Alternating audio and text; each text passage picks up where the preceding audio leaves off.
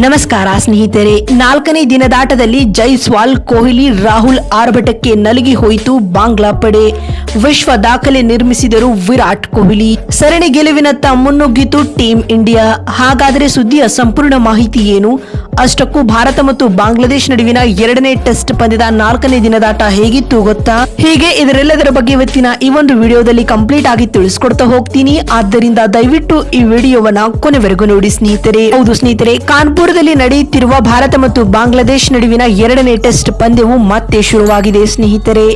ಎರಡನೇ ಮತ್ತು ಮೂರನೇ ದಿನದಾಟವು ಸಂಪೂರ್ಣ ಮಳೆಯಿಂದಾಗಿ ರದ್ದಾಗಿತ್ತು ಸ್ನೇಹಿತರೆ. ಇದೀಗ ನಾಲ್ಕನೇ ದಿನದಾಟವು ಆರಂಭವಾಗಿದ್ದು ಟೀಂ ಇಂಡಿಯಾವು ಸರಣಿ ಗೆಲುವಿಗಾಗಿ ಇನ್ನಿಲ್ಲದ ಪ್ರಯತ್ನ ನಡೆಸುತ್ತಿದೆ ಸ್ನೇಹಿತರೆ.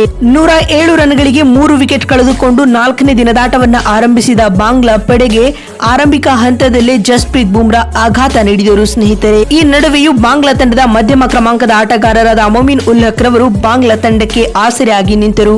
ಪರಿಣಾಮವಾಗಿ ಬಾಂಗ್ಲಾ ತಂಡವು ಎರಡನೇ ಟೆಸ್ಟ್ ನ ತನ್ನ ಮೊದಲ ಇನ್ನಿಂಗ್ಸ್ ನಲ್ಲಿ 233 ರನ್ ಕಲೆ ಹಾಕಿ ಆಲ್ಔಟ್ ಆಯಿತು ಸ್ನೇಹಿತರೆ. ಮತ್ತು ತಂಡದ ಪರ ಮೊಮಿನ್ ಉಲ್ ಹಕ್ ರವರು 194 ಎಸೆತಗಳನ್ನು ಎದುರಿಸಿ 17 4 ಹಾಗೂ 1 ಸಿಕ್ಸರ್ ಗಳ ನೆರವಿನಿಂದಾಗಿ ಅಜೇಯ 107 ರನ್ ಬಾರಿಸಿ ತಂಡದ ಪರ ಗರಿಷ್ಠ ಸ್ಕೋರರ್ ಎನಿಸಿಕೊಂಡರು ಸ್ನೇಹಿತರೆ. ಇನ್ನುಳಿದಂತೆ ನಾಯಕ ಶಾಂತೋ 31 ರನ್ ಬಾರಿಸಿದರೆ ಮೆಹದಿ ಹಸನ್ ಮಿರಾಜ್ ರವರು 20 ರನ್ಗಳ ಕೊಡುಗೆ ನೀಡಿದರು. ಮತ್ತು ಟೀಂ ಇಂಡಿಯಾ ತಂಡದ ಪರ ಬೌಲಿಂಗ್ ನಲ್ಲಿ ಜಸ್ಪ್ರೀತ್ ಬುಮ್ರಾ 3 ವಿಕೆಟ್ ಕಬಳಿಸಿ ಮಿಂಚಿದರೆ ಸಿರಾಜ್ ಮತ್ತು ಅಶ್ವಿನ್ ಹಾಗೂ ಆಕಾಶ್ ದೀಪ್ ತಲಾ 2 ವಿಕೆಟ್ ಪಡೆದುಕೊಂಡರು. ಕೊನೆಯಲ್ಲಿ ರವೀಂದ್ರ ಜಡೇಜಾ 1 ವಿಕೆಟ್ ಕಬಳಿಸಿ ಮಿಂಚಿದರು ಸ್ನೇಹಿತರೆ. ಇದಾದ ಬಳಿಕ ನಾಲ್ಕನೇ ದಿನದಾಟದಲ್ಲಿ ತನ್ನ ಮೊದಲ ಇನ್ನಿಂಗ್ಸ್ ಆರಂಭಿಸಿದ ಟೀಂ ಇಂಡಿಯಾವು ಟೆಸ್ಟ್ ಕ್ರಿಕೆಟ್ ನಲ್ಲಿಯೂ T20 ಶೈಲಿಯಲ್ಲಿ ಬ್ಯಾಟ್ ಬೀಸಿತು ಸ್ನೇಹಿತರೆ. ಪರಿಣಾಮವಾಗಿ ಟೀಂ ಇಂಡಿಯಾವು ಕೇವಲ 19 ಎಸೆತಗಳಲ್ಲಿ ಅರ್ಧಶತಕದ ಗಡಿ ದಾಟಿತು ಸ್ನೇಹಿತರೆ. ರೋಹಿತ್ ಹಾಗೂ ಜೈಸ್ವಾಲ್ ರವರ ನಡುವೆ ಮೊದಲ ವಿಕೆಟ್ಗೆ 55 ರನ್ಗಳ ಪಾರ್ಟ್ನರ್ಶಿಪ್ ಮೂಡಿ ಬಂದಿತು ಸ್ನೇಹಿತರೆ. ಈ ವೇಳೆ ರೋಹಿತ್ ರವರು 23 ರನ್ ಬಾರಿಸಿ ಹಸನ್ ಮಿರಾಜ್ ರವರಿಗೆ ವಿಕೆಟ್ ಒಪ್ಪಿಸಿದರು. ನಂತರ ಜೊತೆಯಾದ ಶುಭ್ಮನ್ ಗಿಲ್ ಹಾಗೂ ಯಶಸ್ವಿ ಜೈಸ್ವಾಲ್ ಕೂಡ ಉತ್ತಮವಾದ ಆಟವನ್ನ ಆಡುವ ಮೂಲಕ ತಂಡಕ್ಕೆ ಆಸರೆಯಾಗಿ ನಿಂತರು. ಮತ್ತು ಯಶಸ್ವಿ ಜೈಸ್ವಾಲ್ ರವರು 51 ಎಸೆತಗಳಲ್ಲಿ 72 ರನ್ ಬಾರಿಸಿ ವಿಕೆಟ್ ಒಪ್ಪಿಸಿದರು. ಆ ಬಳಿಕ ಪಂತ್ ರವರು 9 ರನ್ಗಳಿಗೆ ತಮ್ಮ ಆಟವನ್ನ ನಿಲ್ಲಿಸಿದರು. ನಂತರ ಶುಭ್ಮನ್ ಗಿಲ್ 39 ರನ್ಗಳ ಕಾಣಿಕೆ ನೀಡಿದರು. ಇದಾದ ಬಳಿಕ ಜೊತೆಯಾದ ವಿರಾಟ್ ಕೊಹ್ಲಿ ಮತ್ತು KL ರಾಹುಲ್ ರವರು ಟೀಂ ಇಂಡಿಯಾಗೆ ಆಧಾರ ಸ್ತಂಭವಾಗಿ ನಿಂತರು. ಇವರಿಬ್ಬರ ನಡುವೆ 80ಕ್ಕೂ ಅಧಿಕ ರನ್ಗಳ ಪಾರ್ಟ್ನರ್ಶಿಪ್ ಮೂಡಿ ಬಂದಿತು.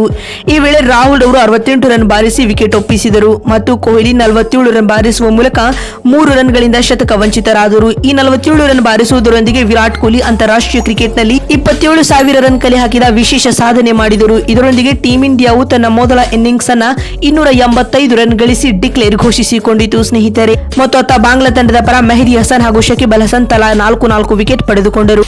ಇದರೊಂದಿಗೆ ಟೀಂ ಇಂಡಿಯಾವು 52 ರನ್ಗಳ ಇನ್ನಿಂಗ್ಸ್ ಮುನ್ನಡೆಯನ್ನ ಪಡೆದುಕೊಂಡಿತು ಸ್ನೇಹಿತರೆ. ನಂತರ ಇದೇ ದಿನ ದ್ವಿತೀಯ ಇನ್ನಿಂಗ್ಸ್ ಆರಂಭಿಸಿದ ಬಾಂಗ್ಲಾದೇಶ ತಂಡಕ್ಕೆ ಅಶ್ವಿನ್ ಶಾಕ್ ನೀಡಿದರು. ನಾಲ್ಕನೇ ದಿನದಾಟದ ಅಂತ್ಯಕ್ಕೆ ಇದೀಗ ಬಾಂಗ್ಲಾ ತಂಡವು 26 ರನ್ ಗಳಿಸಿ 2 ವಿಕೆಟ್ ಕಳೆದುಕೊಂಡಿದೆ ಸ್ನೇಹಿತರೆ. ಶಾದ್ಮಾನ್ ಮತ್ತು ಮೊಮಿನ್ ಉಲ್ ಹಕ್ ರವರು 5ನೇ ದಿನದಾಟಕ್ಕೆ ಬ್ಯಾಟಿಂಗ್ ಕಾಯ್ದಿರಿಸಿಕೊಂಡಿದ್ದಾರೆ. ಅಶ್ವಿನ್ 2 ವಿಕೆಟ್ ಪಡೆದುಕೊಂಡಿದ್ದಾರೆ.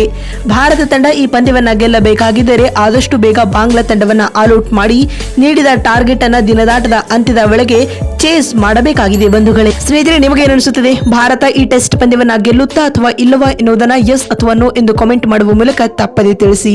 ಮತ್ತೊಂದು ವಿಡಿಯೋದಲ್ಲಿ ಸಿಗ್ತೀನಿ. ನಮಸ್ಕಾರ.